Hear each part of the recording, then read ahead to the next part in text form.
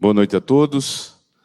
Que a graça do nosso Senhor e Salvador Jesus Cristo esteja sobre a sua vida e abençoe toda a sua família e esta igreja. No segundo dia, quando nós nos reunimos para falarmos sobre um tema tão caro como a educação dos nossos filhos, educação da nossa nação, nós vamos tratar de um fundamento da educação. Educa-se o homem conforme concebe-se o homem. A verdadeira antropologia é que vai trazer uma verdadeira educação. A falsa antropologia, ou seja, a falsa concepção do que é o homem, nos trará, como consequência inevitável, uma falsa educação, uma má educação. Antes de entrarmos na palestra, eu queria aproveitar a oportunidade para convidar os irmãos a conhecerem mais de perto o trabalho do Instituto John Knox, seja nas nossas redes sociais, @KnoxKids_.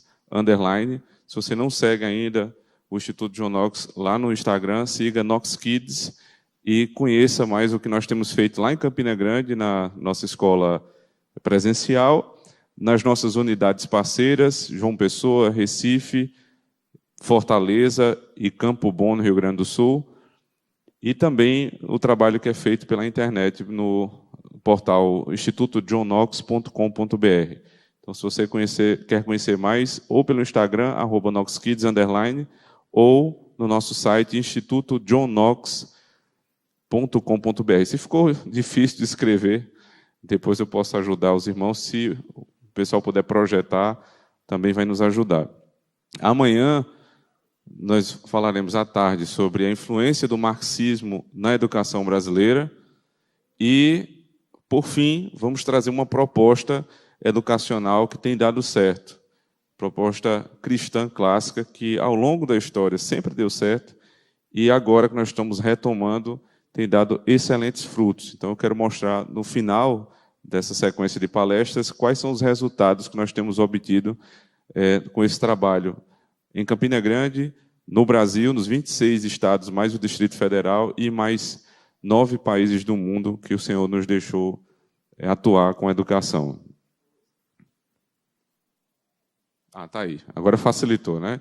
Esses são todos os nossos trabalhos. Seminário Knox, o Seminário EAD, a Academia Knox é o braço do Instituto John Knox para a formação de professores cristãos clássicos.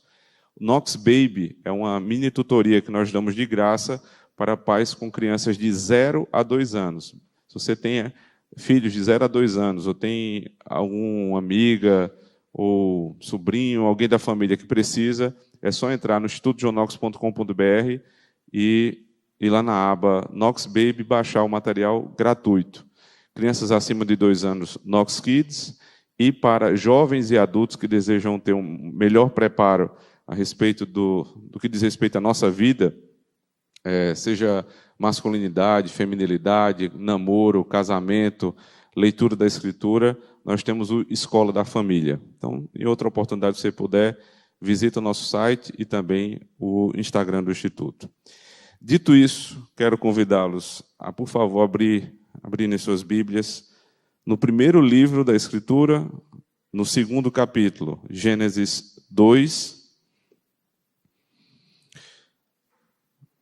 Só para dar um panorama a respeito de como a criação ela é narrada no princípio da revelação divina, Gênesis capítulo 1 é uma descrição, uma narrativa mais generalista a respeito da criação.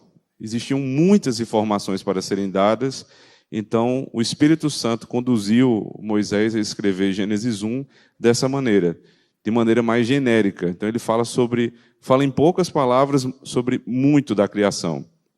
Já Gênesis 2, você vai perceber que a perspectiva é outra. É como se o narrador desse um zoom e fosse tratar da criação do homem.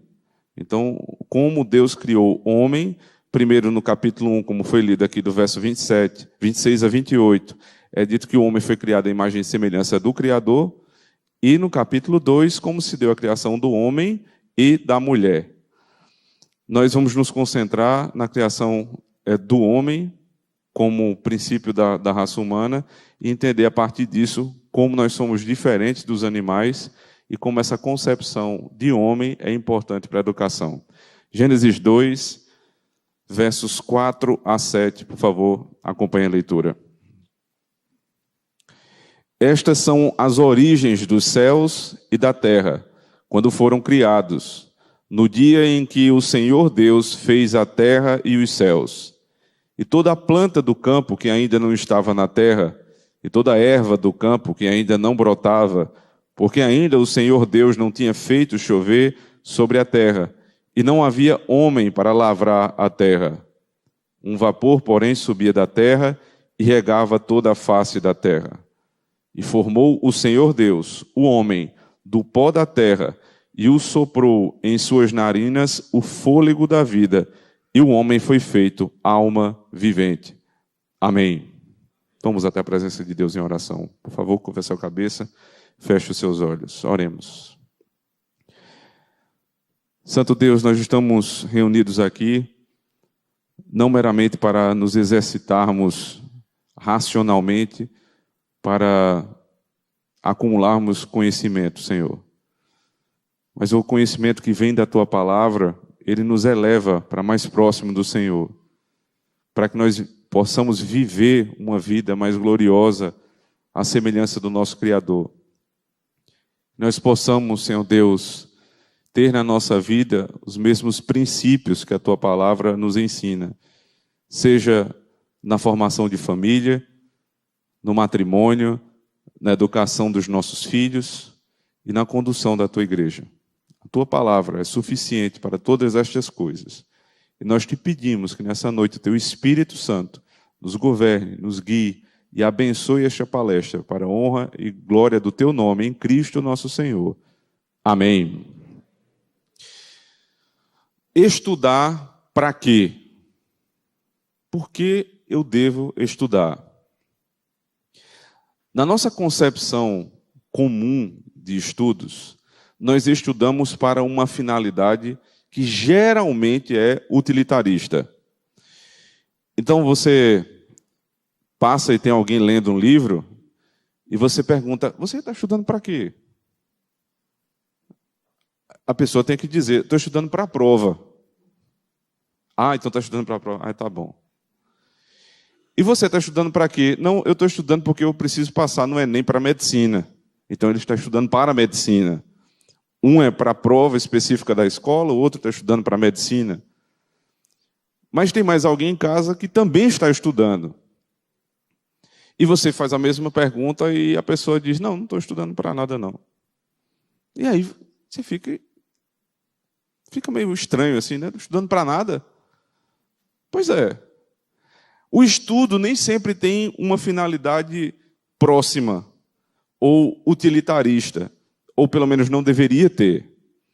Mas é muito comum nós nos pegarmos dizendo que estamos estudando para tal finalidade de curto prazo. Estudar para a prova, estudar para passar no Enem, estudar para terminar o curso, estudar para passar no concurso. É sempre estudar com uma finalidade utilitarista. E isto não é educação. Eu não deveria pensar em estudar simplesmente por isso.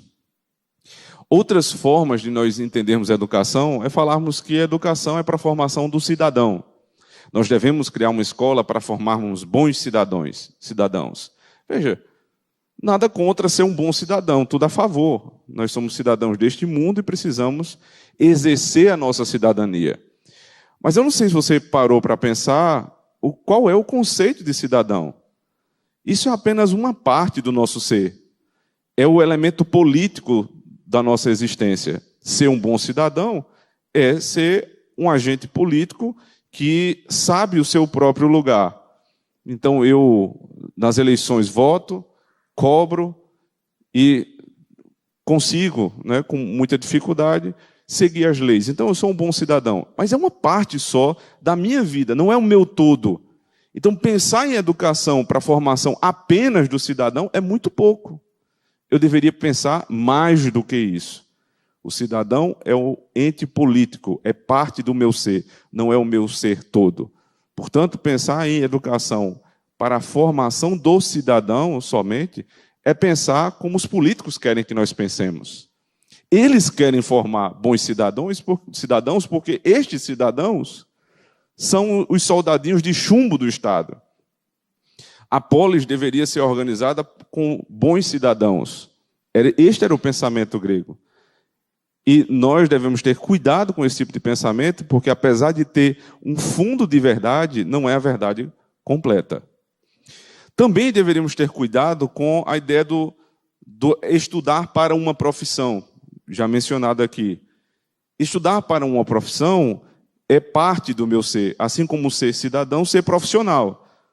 Então, eu não estudo para ser médico, simplesmente. Eu não estudo para ser engenheiro. Eu estudo para ser homem. Eu estudo para me formar como pessoa completa. A minha profissão é o meio pelo qual eu consigo trazer provisão para a minha casa. Então, a Escritura defende a necessidade do homem e da mulher terem uma profissão, trabalharem e trazerem para a sua própria casa aquilo que é necessário. A profissão, portanto, é um meio, não é a finalidade da educação. Então, não devo estudar simplesmente para ser um bom cidadão, nem para ser um profissional, mas eu devo estudar para ser um homem completo. Nessa teoria, muito comum da nossa época, de estudar com uma finalidade que é utilitarista, a gente começa a ter algumas inferências do estudo. Quando o Instituto John Knox começou lá em 2015, ele começou somente na vertente teológica, com um curso para preparação de pregadores, com pregação expositiva, por meio de um curso de pregação expositiva. E a pergunta que mais era recorrente no nosso meio, nós tínhamos um stand um evento muito conhecido no Brasil inteiro, chamado Consciência Cristã. Inclusive, o pastor Glênio já esteve lá 2 vezes. Nós sempre temos um stand lá para falar sobre os trabalhos do Instituto. E a pergunta mais recorrente sempre era: pastor, tem certificado? Meu irmão, eu estou lhe oferecendo aqui um curso para você aprender a pregar. Qual a diferença que faz do certificado?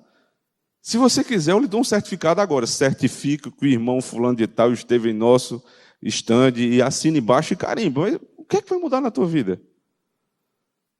Quer dizer que o estudo ele tem que ser certificado, ele tem que ser chancelado por um papel. Senão, ele não é que ele não existe, é que ele é herético. É um estudo herético. Você não tem certificado, então não vale. Isso é heresia. Estudar por um certificado é muito pouco. Eu deveria estudar para aprender. Quantos têm certificados de bacharéis, de doutores, de mestres, mas são grandes ignorantes? Um livro muito conhecido na nossa literatura, O Triste Fim de Policarpo Quaresma, muito conhecido, muita gente estudou esse livro para poder fazer vestibular. Ele traz um diálogo muito interessante. E nesse diálogo, a grande questão é que este homem, que é o centro do diálogo, ele tinha muitos livros, mas ele não tinha um estudo formal. Ele nunca passou por uma faculdade. Então, qual é a pergunta que é feita? Observe. Nem se podia esperar outra coisa, disse o doutor Florencio ao general. Aqueles livros, aquela mania de leitura, para que ele lia tanto? Indagou Caldas. Teria de menos, disse Florencio. Genelício atalhou com autoridade. Ele não era formado. Para que meter-se em livros? Ele não é nem bacharel, para que se meter com tantos livros? Percebe que essa é uma concepção completamente equivocada a respeito do estudo? Então, se não há uma chancela de uma universidade, então o sujeito não deveria nem ler, deveria ser, ele diz logo em seguida, deveria ser inclusive proibido de que alguém que não é bacharel tenha livros na sua casa. A concepção do conhecimento que é chancelado por uma instituição. E não havendo chancela, portanto, não há conhecimento. A universidade ela se apropria do conhecimento. E ela se fecha em si mesma, e quem não entra lá não tem conhecimento. Pois bem, uma das mentes mais brilhantes que eu convivo, um presbítero lá da igreja, nunca passou por uma faculdade. E talvez por isso a mente dele seja tão brilhante. Não estou dizendo, eu passei 3 vezes por uma faculdade, então assim, eu não tenho problema com faculdade, mas não é a chancela da faculdade que faz você tão brilhante assim. Às vezes, o cara que é autodidata, que tem condições de desenvolver o conhecimento e o estudo sozinho, ele tem muito mais liberdade do que nós que passamos tanto tempo presos a estudarmos apenas o que o professor queria. Quando você pega um bom professor, é excelente, você vai aprender bibliografias que você talvez não tivesse acesso. Mas, na maioria dos casos, não é isso que acontece. Então, no meio de todo esse turbilhão que o Brasil se encontra, quem é que vai resolver o problema da educação? Aí se levantam os políticos, que quase nunca são bem educados, e dizem, joga a bola para mim que eu resolvo. Um bando de analfabeto, que a cada 4 anos pede voto, pede é um modo assim, eufemista de falar, mas eles conseguem esses votos, seja lá da forma que for, e eles estão lá e agora eles vão dizer como deve ser a educação no Brasil. Já não é mais o pai que vai dizer o que o filho vai aprender, nem uma associação de pais de uma região, onde se sabe quais são as necessidades da região para que ela cresça. Ou seja, se nós tivéssemos essa liberdade, a cada região sentar com professores, pais, para discutirem a respeito do currículo daquela região, necessário para aquela região, para a particularidade daquela região, seríamos muito mais sábios, mas não temos essa oportunidade, porque tudo vem do MEC em Brasília. Então, quais são as propostas? Há cerca de 3, 4 anos, eu vi uma reportagem lá em Campina Grande, do então prefeito, já não é mais prefeito, falando sobre a compra de tablets. E aí a pergunta do repórter foi, como você acha que a compra desses tablets vai ser importante para a educação de Campina Grande? Ele disse, eu tenho certeza que a partir de agora, com os tablets na mão, os nossos alunos serão muito mais sábios. Eles vão crescer muito, porque é tecnologia. Os tablets estão lá e os alunos continuam sendo emburrecidos na mesma escola. Porque o tablet não tem esse poder mágico de lhe conceder conhecimento. Não é assim que funciona. Também a discussão salarial, e aqui eu quero fazer um parêntese, para me identificar com a situação dos professores, que ganham muito mal em sua maioria, mas a solução da educação não é aumentar a verba do MEC. Porque se isto fosse a solução da educação, quer dizer que nós temos hoje, em média, 5,6% do PIB brasileiro sendo destinado para o MEC. Né? Um dos maiores orçamentos do Brasil. Se nós dobrássemos isso para 11%, então o Brasil sairia das últimas colocações do PISA e subiria só por conta da mudança. Isso não existe. Não existe. Até porque a média da OCDE, dos países desenvolvidos do mundo, é 4,4%, o percentual de uso para a educação. O nosso é 5,6%. Então, nós gastamos muito em educação, mas investimos muito pouco. Então, eu sou completamente a favor que se melhore os salários dos professores, e a gente tem lutado para que isso seja uma verdade no nosso instituto. Mas isso não vai resolver. Os tablets não resolvem, os aumentos de salários, assim também como as reformas. Né? Todo prefeito gosta disso. De mostrar a reforma da escola e dizer agora a educação vai para frente. Quer dizer, porque pintou a parede da sala, porque comprou carteira nova, agora a educação é outra. Porque eles não conhecem o fundamento da educação. Quer dizer, então, que se não existissem paredes, nem professores remunerados, nem tablets, não existiria educação. Mas justamente quando a educação não estava dentro de 4 paredes, nem dependia de tablets, nem de professores remunerados, é quando ela foi sempre melhor. A educação clássica não tinha essa infraestrutura megalomaníaca que nós temos hoje nas nossas escolas e funcionava muito melhor do que qualquer grande escola de uma cidade brasileira. Então, o problema não está na estrutura, apesar de ser muito ruim, não está nos salários, que são muito baixos, não está na falta de tablets, que, na verdade, contribuem para o mal das crianças e não para o bem, se não tiver um uso devido. É muito melhor para uma criança ler o livro físico, e eu vou lhe explicar por quê. Porque a distração de uma tela é uma coisa impressionante. Já no livro, você se concentra. Toda essa ideia de crianças que são imperativas, que não conseguem mais se concentrar, guardadas as devidas proporções e o número das crianças que realmente devem ter algum problema, muito é estimulado por tela. O uso excessivo de tela. E aí eu peço para o prefeito comprar mais tela. Então, assim, a gente está pedindo para complicar a situação dos nossos filhos. Então, qual é o fundamento da educação? O fundamento da educação, se a educação do homem está na antropologia do homem, o modo como eu vejo o homem e o modo como eu compreendo a educação. Se eu entender essas duas coisas, eu consigo dar os primeiros passos em busca de uma boa educação. E é isso que nós vamos tentar fazer hoje. Percebendo quais ideologias influenciam a educação brasileira e qual é a concepção da educação verdadeira que nós deveríamos ter e não temos. A falsa eu já acabei de dar. Então, vamos lá. Primeira ideologia, eu não vou me aprofundar muito hoje no marxismo, que é a primeira delas, porque é o alvo da palestra de amanhã à tarde. Mas o marxismo quer dizer, obviamente vem de Karl Marx, né, um pensador alemão. Ele dizia que o homem é bom, intrinsecamente bom, e só isso já é uma briga feia com o que diz a Escritura. O homem, depois da queda, é mau, e ele nasce em delitos e pecados, como diz o apóstolo Paulo.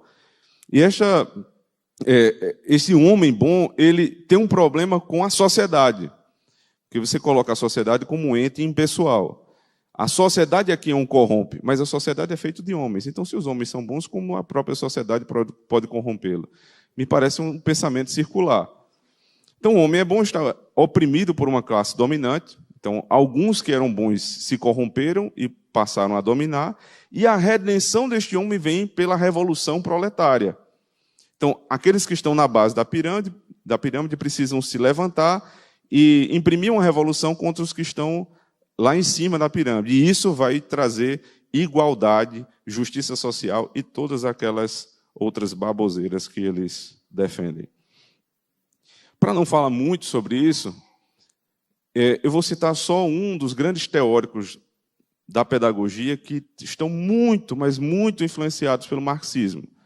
Não vou falar palavras minhas, mas eu vou apenas repetir o que o patrono da educação brasileira, muito conhecido, Paulo Freire, ele fala nos seus escritos. Se você não conhece os escritos de Paulo Freire, Deus continue te abençoando. Mas, se você conhece, você deve ter percebido que é complicado de lê-lo. Eu li alguns livros de Paulo Freire e é uma coisa complicada de entender. Mas eu tentei separar aqui algumas frases que fossem mais claras. Aqui está na Pedagogia do Oprimido, que é considerado a sua obra magna. É que se os homens são estes seres da busca, e se sua vocação ontológica, né, a vocação do próprio ser, é humanizar-se, podem, cedo ou tarde, perceber a contradição em que a educação bancária é o que ele chamava da educação tradicional, onde um professor, detentor do saber, ensina os seus alunos. Isso, para ele, era depositar o conhecimento na cabeça do indivíduo, e é uma forma de oprimir. Então, um professor que ensina é um professor opressor. Basicamente é isso. Então, essa educação bancária pretende mantê-los e engajar-se na luta por sua libertação. Um educador humanista revolucionário, preste atenção, não há de esperar esta possibilidade. Sua ação, identificando-se desde logo com a dos educandos, deve orientar-se no sentido da humanização de ambos, do pensar autêntico e não no sentido da doação, da entrega do saber. Sua ação deve estar infundida na profunda crença dos homens, crença no seu poder criador. O educador humanista revolucionário. eu acho que ninguém aqui defenderia um cristão revolucionário. Então, se o cristão não pode ser revolucionário, o cristão não pode ser um professor revolucionário. Ele deveria ser um professor cristão. Está lá em Pedagogia do Oprimido, página 35. Mais um trecho. Acho que esse está repetido, né? Lavar as mãos do conflito entre os poderosos e os impotentes significa ficar do lado dos poderosos, não ser neutro. O educador tem o dever de não ser neutro. Tem o dever de não ser neutro. Em partes, eu concordo com o que ele está falando aqui. Porque não é que ele não pode ser neutro, é que é impossível de alguém ser neutro. Isso é um mito da neutralidade. Todos nós temos uma concepção de mundo e nós somos governados por essa concepção de mundo. As nossas lentes, as lentes que nós enxergamos o mundo, como dizia Calvino, elas devem ser lentes cristãs e não revolucionárias, nem neutras, mas lentes cristãs. Eu vivo em Cristo, não é isso que nós dizemos? Morremos com Ele e vivemos com Ele. Então, tudo que eu vejo em Cristo, inclusive a educação. Então, não vejo a educação como um revolucionário, nem pelas lentes de Marx. Eu devo ver a educação pelas lentes de Cristo. Percebe que há uma divergência grande com o que nós cremos. Está lá em Pedagogia da Indignação. Mais uma. Não basta saber ler.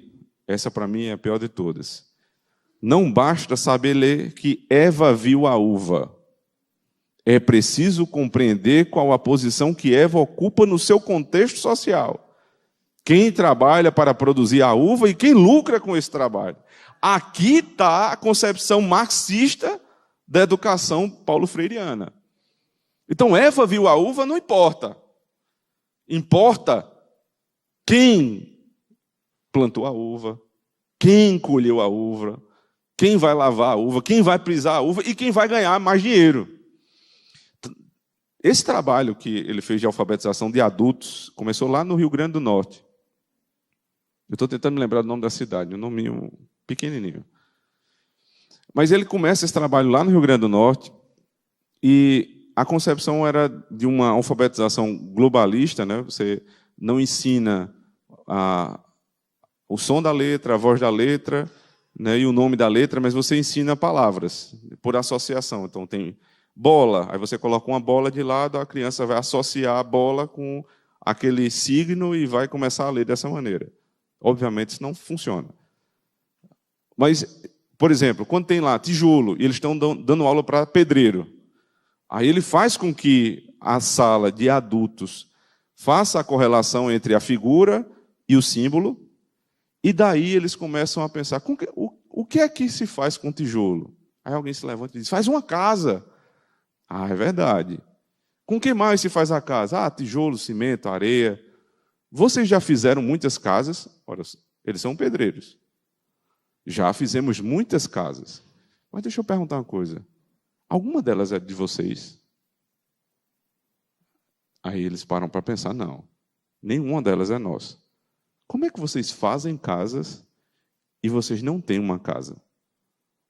Aí o sujeito diz, epa, tem alguma coisa errada aqui. Aí ele começa a implantar o pensamento revolucionário. Vocês estão sendo oprimidos pelos seus patrões. É verdade que alguns patrões são opressores? Eu não tenho dúvida. É verdade que muita gente é oprimida neste mundo? Eu não tenho dúvida. Mas a Escritura nunca negou isso.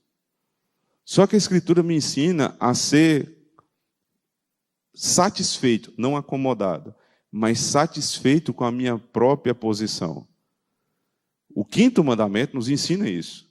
Que os inferiores não passem a ser revolucionários contra os superiores, mas os respeitem como filhos respeitam aos seus pais.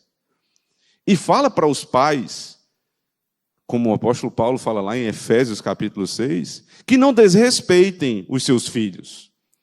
O texto começa dizendo, filho, honre o teu pai, porque é o primeiro mandamento com promessa. Pais, lembram-se? Pais, não irriteis os vossos filhos. Mas não ensina revolução, ensina respeito. Então eu respeito a porção que Deus me deu, sendo pouca ou muita.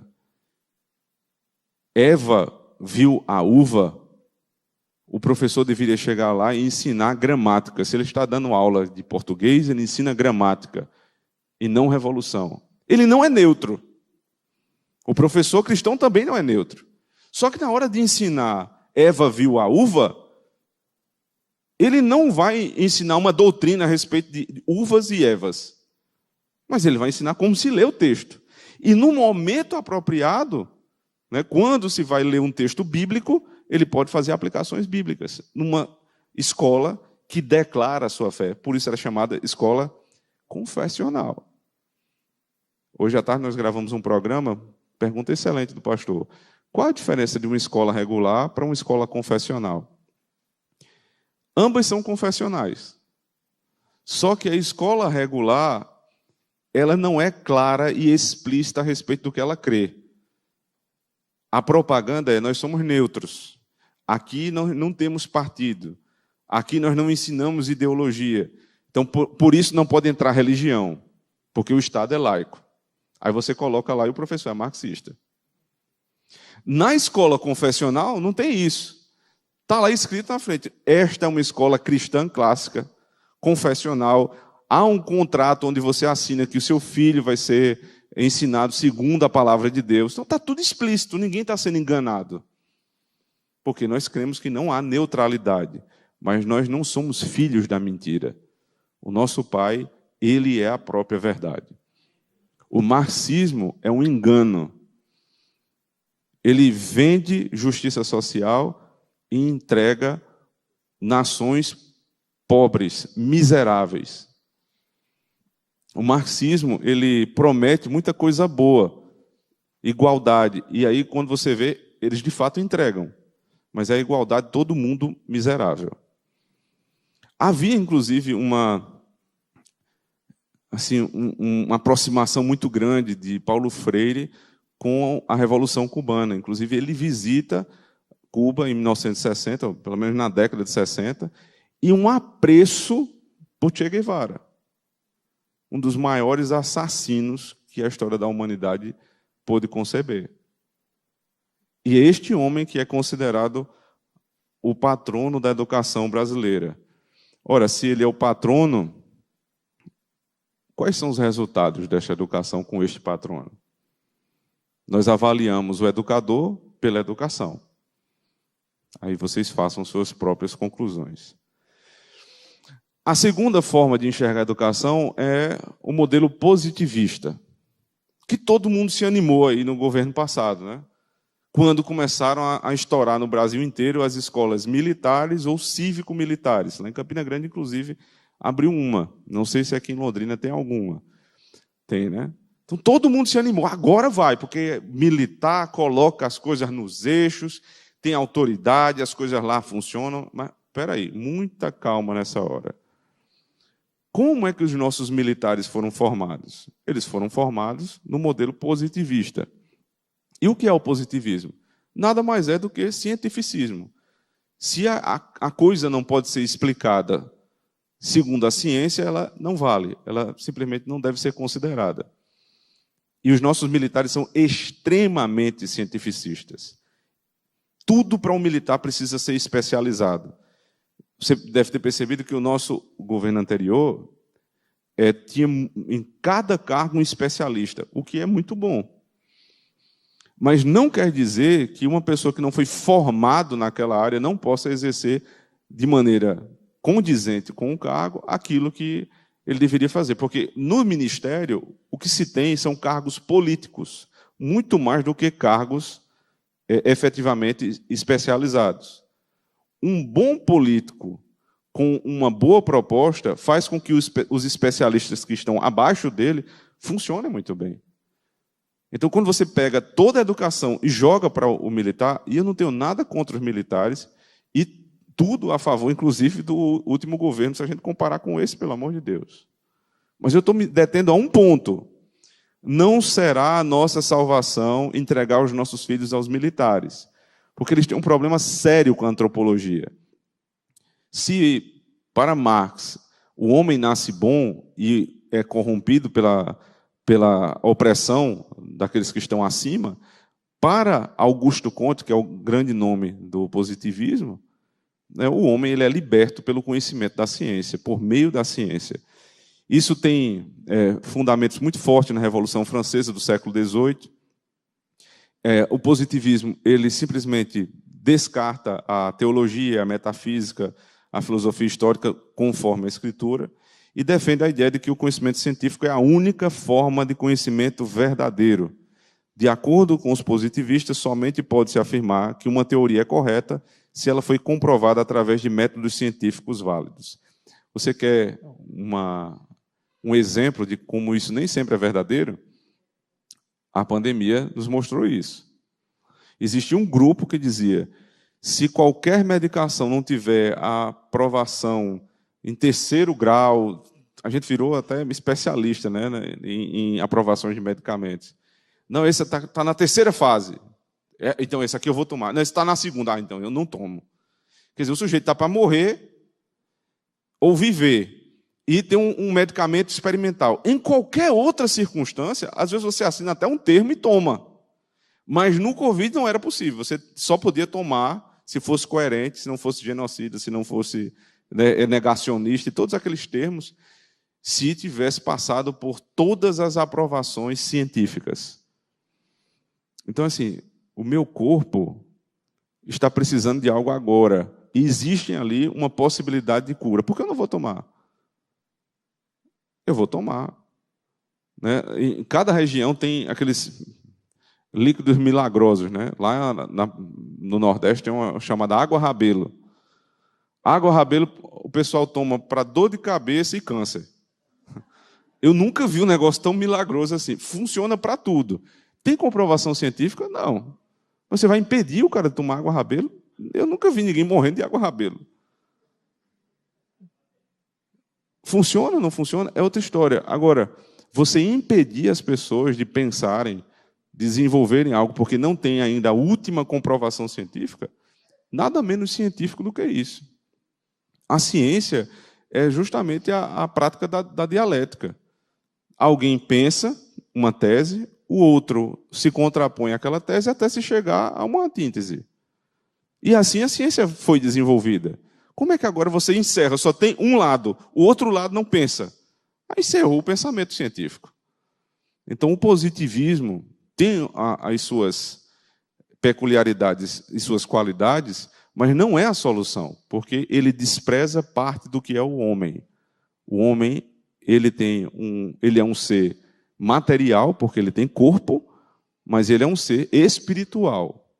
Então, ele é formado por essas duas partes, uma parte espiritual e uma parte material. No positivismo, só se considera a parte material. E vem, por fim, né, o materialismo puro e simples, onde o homem é um amontoado de células reunidas ao acaso, sem nenhum compromisso moral. Nós lemos aqui que o homem foi criado à imagem e semelhança do Criador. E que isso nada mais isso nos une tanto a Deus, que nós recebemos, foram comunicados atributos, perfeições divinas ao ser humano. Nós refletimos a respeito de justiça, de moralidade, de religião. Você nunca vai ver um cachorro pensando assim: não deveria ter latido com minha cadela daquele jeito, né? Eu tenho que me consertar. Ele não faz análises morais. Ele só age por instinto. Nós não agimos por instinto, porque apesar de termos um corpo material, nós temos uma alma, né, uma parte espiritual que o Senhor nos deu. E aí vem a concepção cristã. Eu trouxe aqui uma breve meditação, ou um trecho de uma palavra do pastor Heber Carlos Campos, pai, que eu já soube que esteve aqui com os irmãos, né, já é conhecido dos irmãos, e é um grande teólogo sistemático. Ele fala o seguinte: a materialidade humana nunca deve ser considerada, como infelizmente alguns o fazem, a parte mais baixa da natureza humana, e a parte espiritual e material a mais elevada. Isso aqui é gnosticismo, né? Uma heresia dos 2 primeiros séculos, onde a matéria ela era desprezada e o espírito ele era elevado, porque a matéria vai voltar para a terra, então isso aqui é lixo. Eu não me preocupo com isso. Lembre-se, quando Cristo vier nos ressuscitar, ele levará corpo e alma. Qual é a prova disso? Maria Madalena, ao terceiro dia, foi visitar o túmulo e Cristo não estava lá. Nem corpo, nem a parte material, nem a parte espiritual. Ele é as primícias dos que dormem, ele é as primícias dos que ressuscitam. Então, se ele morreu, nós morremos. Se ele ressuscitou, nós ressuscitaremos também. Corpo e alma. Ou parte material e parte espiritual. Ambas as criações, material e espiritual, são igualmente boas e igualmente importantes, porque ambas vieram de Deus e vão para Deus. Ambas as partes, igualmente, foram corrompidas pelo pecado e têm que ser redimidas. Frequentemente, num pensamento pecaminosamente distorcido, o espiritual é identificado com Deus e o material com o diabo. Muito provavelmente, alguns irmãos já pecaram nesse ponto aqui, né? De pensar que o corpo é mau e o espírito é que é bom. Ele continua, é bom ser lembrado que Satanás é espiritual e material, e que sua esfera de ação é no mundo material. A materialidade humana, portanto, jamais deve ser identificada com o mal, pois a matéria não é má, ela é criação de Deus. Corpo e espírito não são antitéticos, isto é, opostos entre si. Não há necessariamente qualquer conflito entre esses dois aspectos da natureza humana. Qualquer educação que não concebeu o homem como ele foi criado, parte material e parte espiritual, não pode educar. Se você quer educar o homem, você primeiro tem que conhecer o objeto da educação. Se você o desconhece, sendo marxista, positivista, materialista, nihilista, racionalista, iluminista, seja lá o ista que for. Se não for cristã, não há educação, porque educa-se o homem conforme concebe-se o homem. Agora vamos falar sobre os verdadeiros princípios da educação. Eu vou citar aqui, não sei se está sendo projetado, o professor Rafael Falcon. O professor Rafael não tem uma herança reformada, bíblica, protestante, mas ele é um professor romano que, nesse ponto, falou uma grande verdade. E as grandes verdades não são propriedade do sujeito nem de uma instituição, mas de Deus.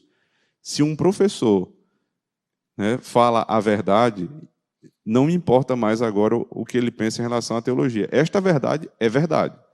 E por isso eu posso citá-la. O que é que ele fala a respeito da educação? Em termos claros, educação no espírito clássico é a relação entre um ser humano adulto e um jovem, em que o adulto examina cuidadosamente todos os meios convenientes pelos quais o jovem pode ser levado à perfeição do seu ser individual. É ou não é um conceito educacional cristão? Você tem alguém mais sábio que ensina alguém menos sábio. Cristo era o mestre. O que foi que ele fez com os discípulos? Ele não disse, vamos sentar numa roda aqui e cada um vai dizendo algo. Eu ensino, vocês me ensinam, todo mundo se ensina. Não tinha isso. Né? Ninguém chamava Cristo o facilitador. Cristo o mestre. Então, Cristo, nosso Senhor, é o mestre por excelência. E ele ensinou 12 mestres. Ele formou 12 mestres que formariam toda a base teológica da igreja. E os presbíteros foram instituídos por estes primeiros mestres. Portanto, na igreja, o púlpito está acima da igreja, não só para que vocês me vejam melhor. Este é um princípio de autoridade. Quem ensina tem autoridade. Quem aprende está, neste momento, em uma posição de inferioridade. Mas isso não quer dizer que os irmãos estejam sendo oprimidos. Os irmãos estão sendo ensinados. E isto é uma bênção de Deus. Então, para isso, alguém tem que ser mais maduro, mais conhecedor, mais experimentado naquele tema, para que aqueles que são menos experimentados possam dar os seus próximos passos. E aí, no conceito de educação clássica, ele não fala aqui, mas é um resumo muito bom do que é educação clássica. Educação clássica é ensinar alguém a falar e agir. Se eu ensino alguém a falar e agir, eu estou prestando um bom serviço de educação. Porque para falar, eu preciso coordenar os meus pensamentos. Né? Não é falar de qualquer forma, mas é falar com racionalidade, com lógica. Esta lógica, né, que está sendo utilizada, ela procede de uma lei divina. Tudo que Deus fala é lógico. Se você perceber como é o culto, segundo o apóstolo Paulo, lá em Romanos capítulo 12, é a lógico-latreio, é a adoração lógica, porque Deus não pode se contradizer. Dessa maneira, quando eu ensino alguém a falar, eu estou ensinando alguém primeiro a pensar. Para que essa pessoa pense, ela tem que usar a ferramenta da lógica. Só que as expressões racionais, elas se dão numa língua. Então, por isso, tão importante começar a educação pelo domínio da linguagem. Ninguém pensa sem uma língua. Não se pensa de maneira etérea, se pensa numa língua. Dessa maneira, irmãos, se nós privamos o nosso povo do conhecimento da sua língua, nós privamos esse povo do conhecimento da realidade. E então esse povo pode ser facilmente manipulado. Por isso que é tão interessante para os políticos simplesmente reformarem escolas, comprarem tablets ou aumentar 5% no salário dos professores. O que eles não querem de verdade é que os professores ensinem as pessoas a pensarem. E aí qual foi a sacada de mestre que eles tiveram? Eles acabaram com o próprio curso de pedagogia, para não deixar que os professores pudessem aprender a pensar. Porque se eles não sabem pensar, também não ensinarão os demais a pensar. E aí nós temos um ciclo vicioso. Você não forma professores que não formarão alunos. E aí nós chegamos nos números mágicos do Brasil, né? Eu citei ontem, 88% de analfabetos funcionais, né? Que sabem juntar as palavras, as letrinhas, mas não sabem o que aquilo significa. E dos 12% restantes, estes sabem ler um e-mail, produzir um e-mail ou diferenciar em uma reportagem qual é a opinião do autor e qual é o fato. Isso é que os 12% proficientes sabem. Um outro estudo de 2018, fevereiro de 2018, saiu no Estadão, fala que no Brasil, o tempo, né, que se levaria para formar uma pessoa no mesmo nível de linguagem de um país desenvolvido seria 260 anos. Então o sujeito se matriculou na escola ali por volta do século XVIII, ele está se formando agora. Veja, é eficaz. Uma hora a gente se forma. É igual a escola dominical, né? É a escola que a gente nunca se forma. Todo ano a gente está aqui e nunca se forma. Mas em matemática a gente é um pouco melhor. 70 anos a gente está formado. Então, tem esperança em matemática. Com esses números, irmãos, quem pode defender que o modelo de educação brasileira tem funcionado? Quem pode dizer que sentar numa roda e dizer eu aprendo com você e você aprende comigo e todo mundo aprende junto, dá certo? O que é que tem acontecido com muitos desses professores? Né? E por estar militando na área, eu tenho tido contato com professores de escolas regulares. E eles dizem assim, pastor, o que acontece é que a gente não consegue dar aula. Nós escolhemos ali 2 ou 3 alunos que querem assistir e os demais a gente deixa fazer o que quer. Porque foi retirada uma das bases da educação, que se chama autoridade.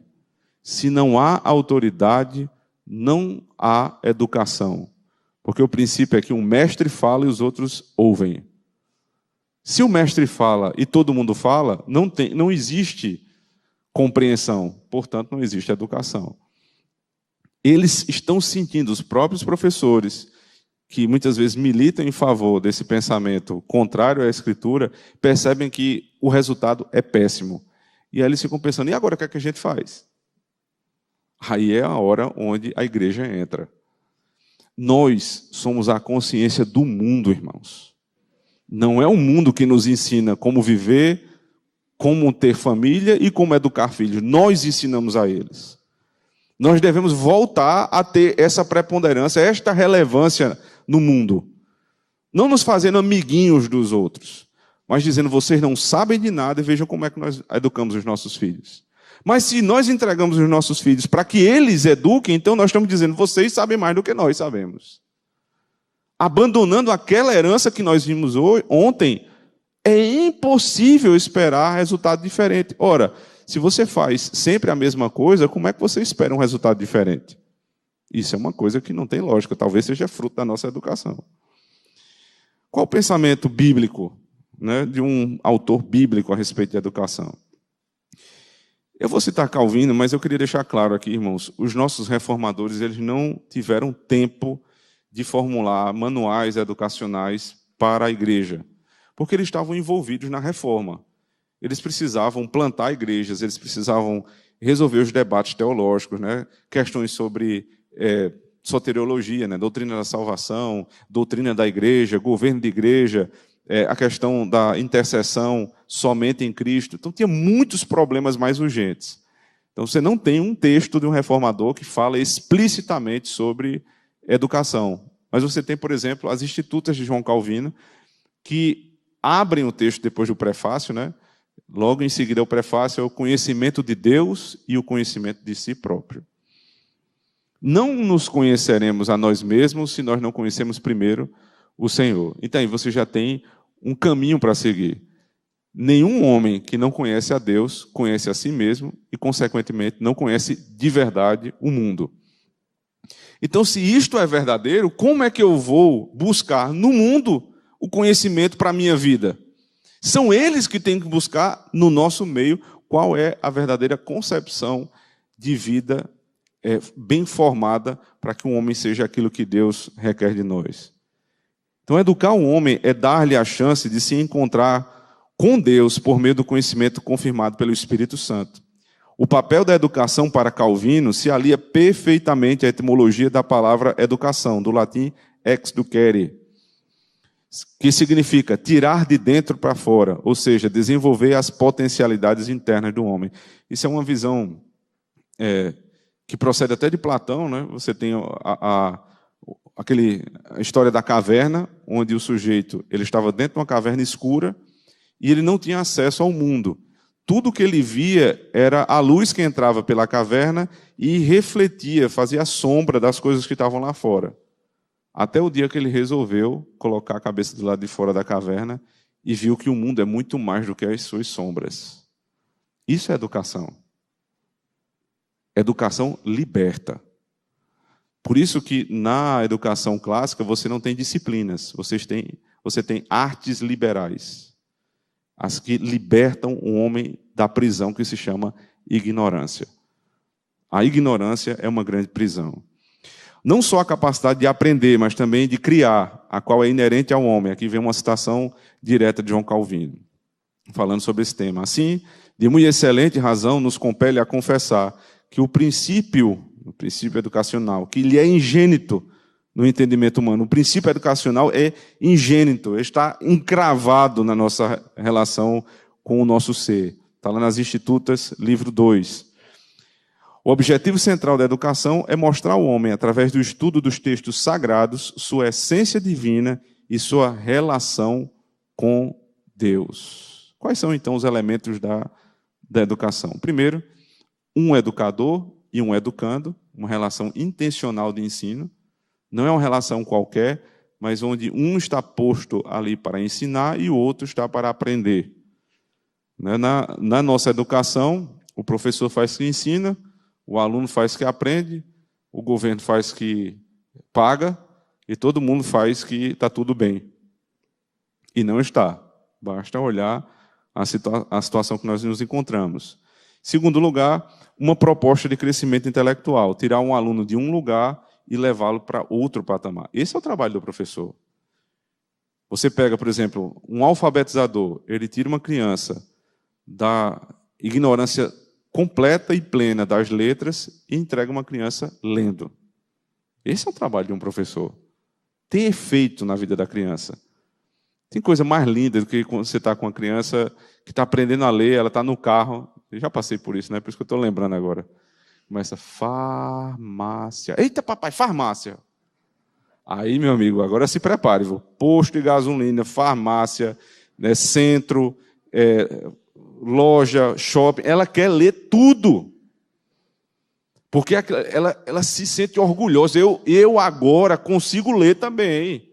Eu não vou ser mais enrolado por ninguém, não. Agora eu leio. Isso é uma libertação para uma criança. É motivo de muita felicidade. E como é que nós temos, em escolas caríssimas, crianças com 10 anos que ainda não sabem ler? Isso deveria ser um compromisso de todos os pais, mas muito mais de um pai cristão. Porque eu tenho um prazer na minha vida hoje de ver minha filha pegando a Bíblia e fazendo a devocional dela sozinha, aos 5 anos de idade. Sendo uma menina normal como qualquer outra. Isso é uma grande libertação para que ela mesma possa começar a conhecer o seu Criador e amar esta palavra como o pai dela ensina. Não tem nada que se compare a isso, irmãos. A educação dos nossos filhos, dentro dos princípios da palavra de Deus, os liberta da prisão que é a ignorância. E esta liberdade faz com que eles possam conhecer uma palavra que liberta as suas almas, a sua parte espiritual do inferno. Como não se envolver com esse assunto? Então, a verdadeira educação pressupõe uma verdadeira antropologia. Qual, então, é a finalidade da educação? Não pode ser passar no Enem, não pode ser simplesmente ser um profissional, nem muito menos apenas um bom cidadão. O que é que nós queremos para os nossos filhos? Nós queremos que eles sejam homens completos. E quando eu me refiro a um homem, eu estou falando ser humano completo. A intelectualidade, ela é composta desses 3 elementos. Para que o homem seja completamente educado, ele tem que desenvolver 3 fundamentos da sua alma. Há uma ligação da inteligência com a verdade. Por quê? A inteligência me faz compreender aquilo que está fora de mim em sua essência. Então eu olho para o banco, chamo de banco. Eu olho para uma câmera e digo câmera. Isso é inteligir, chamar as coisas como são. Lembra do que Deus fez com Adão depois de criar Eva? Ele percebendo que havia uma necessidade de criá-la, ele diz, não é bom que o homem esteja só. Far-lhe uma auxiliadora que lhe seja idônea. Aí você fica esperando que o capítulo 2, verso 19, seja a criação da mulher. Mas não é. O texto passa a falar da nomeação dos animais. E aí o homem sai dando nome aos animais. Então Adão olhou para o cachorro e disse, isso é cachorro. E ele deu um nome científico ao cachorro, de acordo com a natureza é cachorro. Vaca, boi, e todos os animais foram passando, e ele foi dando o nome científico de cada animal, de acordo com a inteligência que Deus havia lhe dado. Nessa época, a inteligência, a racionalidade, ela não era livre, como querem os homens ímpios hoje, mas a inteligência estava submetida à palavra de Deus.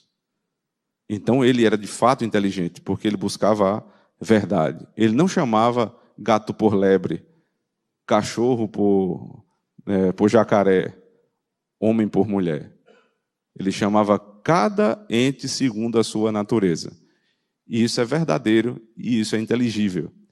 Só que esta inteligência que está posta embaixo da lei de Deus, ela tem uma segunda potência que é chamada bondade.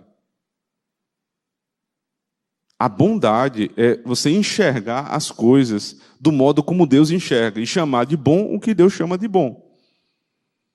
Então, quando você tem a inteligência governando a sua vida, você chama as coisas boas de boas e as coisas más de más. Pode ser uma coisa óbvia, na nossa época não é. Perceba que as pessoas chamam coisas ruins de boas e coisas boas de ruins. E o que elas fazem com isso? Chamam Deus de mentiroso. Por que eles fazem isso? porque a inteligência deles não está submetida à palavra de Deus. Então, são ignorantes. Consequentemente, não são pessoas boas. Então, você tem a inteligência ligada à verdade, né? Você tem os apetites, a vontade ligada à bondade, e, por fim, você tem a memória ligada ao que é belo. O próprio Senhor nos ensina que nós devemos adorá-lo na beleza da sua santidade. O que eu devo fazer com os meus filhos para que eles sejam educados?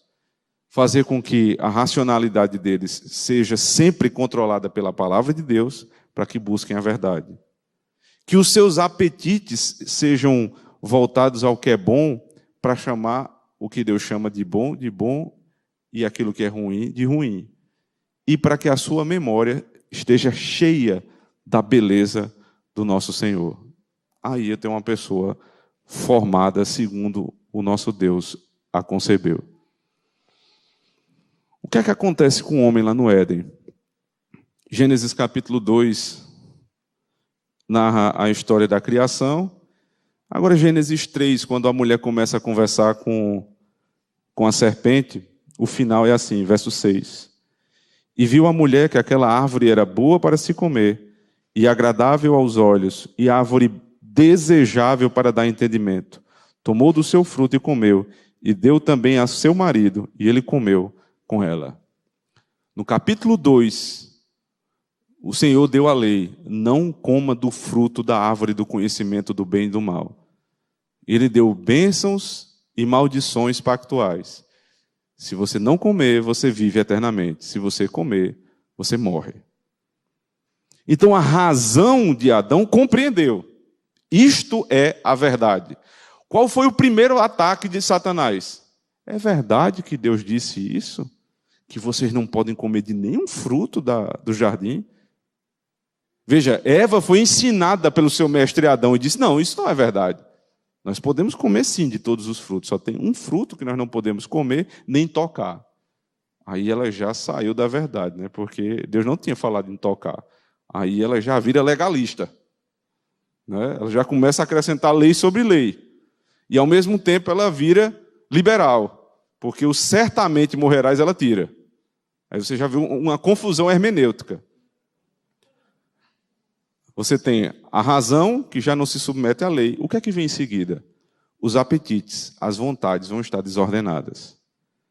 A mesma árvore que ela passou o tempo todo dizendo: não posso comer, porque não é bom, ela diz: espera aí, árvore boa para dar conhecimento, agradável aos olhos, boa para se comer. Ora, mas o que é bom? O que é bom é o que Deus diz que é bom. O que é agradável é o que Deus diz que é agradável. Mas a minha razão já não está mais governando os meus sentimentos. Aí o sujeito tem uma mulher fiel, que cuidou dos seus filhos a vida inteira, que envelheceu como todo mundo vai envelhecer. Aí ele diz: essa mulher já não é mais a mesma. E ele começa a olhar as meninas novinhas e dizer: esta é mais agradável. A vontade corrompida faz com que ele abandone a razão que é: proteja a tua esposa. E ele passa a desejar aquilo que não é bom. A mente corrompida faz com que os nossos sentimentos sejam corrompidos. E aí nós criamos uma geração inteira sentimentalista. A ponto de alguém chegar para o pastor e dizer assim: pastor, estou saindo da igreja. O pastor pergunta: por quê? Eu sinto que Deus está me tirando daqui.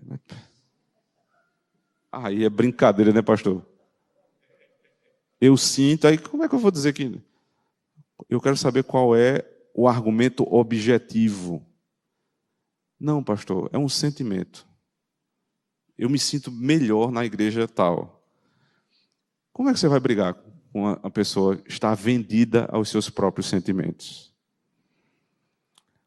Há cerca de 4 anos, um jovem da nossa igreja, que estava desde o princípio da igreja, começou a se relacionar com uma moça ímpia. E nós começamos a aconselhá-lo por muito tempo, até que ele, para não ser disciplinado, ele disse: pastor, eu estou saindo da igreja. Ele disse: você vai deixar a igreja que te nutriu, que te cuidou, que te pastoreou por conta dessa mulher ímpia. Sabe qual foi o argumento dele? Pastor, é porque eu amo essa mulher. Eu disse: você é um homem ou o quê? Porque isso nem masculino não é. Homens não são governados por sentimentos. Homens são governados pela razão submetida à palavra de Deus. Estes são homens que vocês devem confiar. Os nossos pastores precisam ser homens que suas vontades são deixadas de lado, porque eles decidiram viver para Cristo. Então, ainda que a minha vontade diga agradável aos olhos, a minha razão diz, mas está errado. E você não pode fazer isso, e você não vai fazer isso, porque a palavra de Deus diz que está errado. Esta é a verdade, submeta o seu sentimento à verdade. Aí eu subjugo a minha carne. Percebe que ser intelectual não é citar vários autores, né, fazendo menção de eruditos, e aí com isso você vai ganhar a plateia. Isso não quer dizer muita coisa. Qualquer ignorante sabe fazer isso. Eu quero ver na hora que você for confrontado, na hora que o pastor chegar para a jovenzinha que quer casar com um rapaz ímpio e ele disser: é pecado. Aí você diz: o senhor tem razão e eu vou me submeter. Quando o homem começa a olhar para uma mulher que não é a sua e o pastor diz: é pecado, e você submeter as suas vontades à razão governada pela palavra. Isto é um homem formado. Este é um homem intelectual. Este é um homem bíblico. Eu tenho certeza que os irmãos querem muito mais que os seus filhos sejam homens e mulheres bíblicas do que meramente intelectuais, como o mundo os chama. O último texto que eu queria citar hoje, 2 Timóteo capítulo 3, verso 14 a 17, diz assim: tu, porém. Esse tu, porém, do apóstolo Paulo é fantástico. E eu não quero nem saber o que é que os outros estão fazendo. Tu, porém, não vai ser assim. Contigo não será assim, porque você decidiu viver em Cristo. Tu, porém, permanece naquilo que aprendeste. Não aprenda ideologia do mundo. Não aprenda marxismo, não aprenda niilismo, não aprenda materialismo, não aprenda positivismo para colocar estas lentes na tua vida. Permanece naquilo que você aprendeu, de que foste inteirado, sabendo de quem o tens aprendido. E desde a tua meninice sabes as sagradas escrituras, que podem te fazer sábio para a salvação, pela fé que há em Cristo Jesus. Como é que ele arremata o texto? Toda a Escritura, Antigo e Novo Testamento, é divinamente inspirada. O mesmo sopro que fez Adão foi o sopro que deu vida à Escritura. E é proveitosa para ensinar, redaguir, para corrigir, para instruir em justiça. Não é Marx que vai me instruir em justiça, é Cristo que vai me investir e instruir em justiça. Para que o homem de Deus seja perfeito e perfeitamente instruído para toda boa obra. Amém. Deus seja louvado, irmãos. Esta é a base fundamental para a educação dos nossos filhos. Conhecimento de quem é o homem, parte material, parte espiritual. Conhecimento do que é educação. Homens e mulheres mais sábios ensinando os menos sábios. Para quê? Para instruí-los na justiça, na educação, para a formação de homens e mulheres para a glória de Deus. Que Deus nos abençoe, irmãos, que nós possamos ter esta verdade como a verdade da nossa vida. Amém. Vamos orar. Louvamos o teu nome, Senhor, pela bênção que a tua palavra nos trouxe esta noite. Nós não queremos nenhuma outra ideologia, nós queremos a verdade da tua palavra. para nós e para as próximas gerações. Temos grande responsabilidade, Senhor Deus, com as crianças da igreja. Elas não são o futuro, simplesmente. Elas estão no nosso meio. E se nós não agirmos agora, elas estarão fadadas a fazerem parte dessas estatísticas terríveis. Nos ajuda, Senhor Deus. Nos sacode essa noite, a fim de que nós possamos criar filhos e educá-los para serem homens completos, tanto a parte material quanto espiritual, e assim glorificarem o nome do Senhor. Que Cristo seja o Rei da nossa educação. Amém.